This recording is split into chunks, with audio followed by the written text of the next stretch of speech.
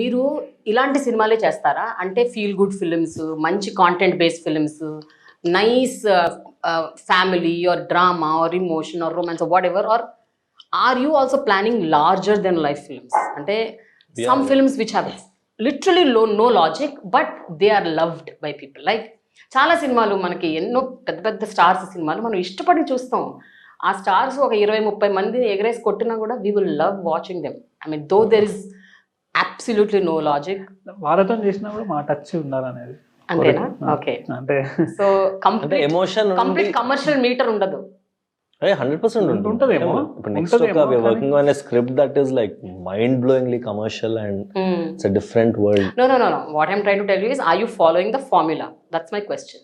అంటే commercial metre ఏదైతే ఉందో మనం ఫాలో అయ్యే ఫార్ములా ఏదైతే నా ఫార్ములా ఫాలో అవుతా. నా నేను మూవ్ అయినా, నేను ఎమోషనల్ గా టచ్ అయినా, నేను ఫీల్ అయిన దాన్ని ఓకే ఓకే అంటే స్క్రిప్ట్ చెప్పినప్పుడు మూవ్ అవ్వకపోతే స్క్రిప్ట్ ఇట్లానే ఉంటది కానీ స్క్రీన్ మీద చూస్తే బాగుంటది అంటే నేను చెయ్య. నాకు స్క్రిప్ట్ విన్నప్పుడు బాగుంటే ఓకే.